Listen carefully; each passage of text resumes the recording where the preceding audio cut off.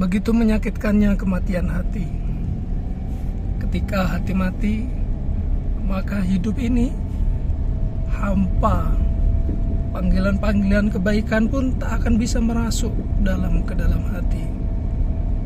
Apakah yang menyebabkan kematian hati?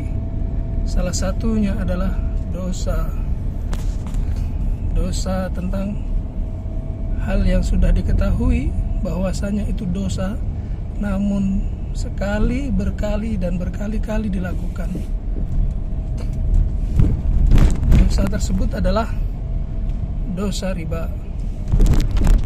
Dosa tentang bagaimana kita banyak menyimpan hutang dan berbunga, sehingga Allah menutup hati kita, mengunci hati kita, mematikan hati kita.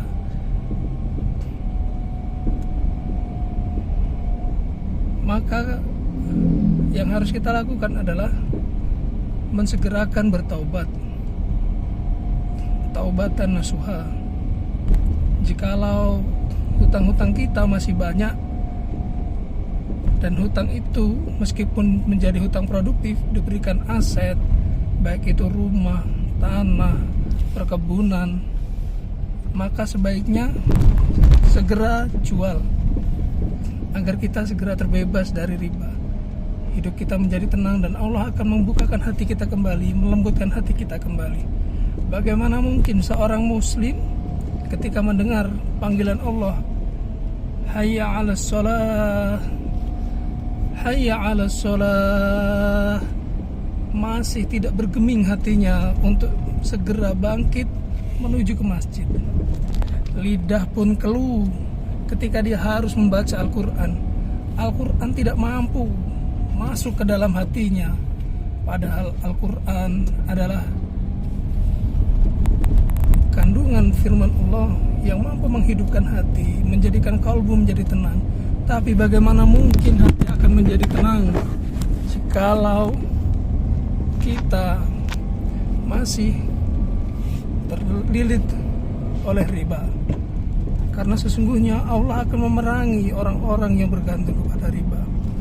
Astaghfirullahaladzim, astaghfirullahaladzim, astaghfirullahaladzim. Maka tiada kata terlambat. Optimalkan diri untuk dapat segera mengakhiri hutang-hutang kita yang terlibat dengan riba, agar hati kita ini menjadi tenang, hati kita menjadi hidup, hati kita akan mudah tersentuh ketika diucapkan kalimat-kalimat thayyibah, panggilan-panggilan Allah, seruan-seruan Allah. Maka kita akan segera berdiri siap dan penuh keazaman dan keistiqomahan yang menghujam ke dalam diri kita. Semoga Allah mudahkan langkah kita. Semoga Allah bebaskan kita dari dosa riba. Tidak ada kemustahilan jika kita percaya bahwa Allah Maha Pengampun, Allah akan mudahkan. Dan jangan pernah percaya bahwasanya kita mampu menyelesaikan. Bukan kita, tapi Allah lah yang akan menyelesaikan semuanya. Semoga kita semua dimudahkan dalam urusan-urusan beribadah setelah menyelesaikan dosa-dosa kita dan bertobat. Taubat nasuha, taubat yang sungguh-sungguh.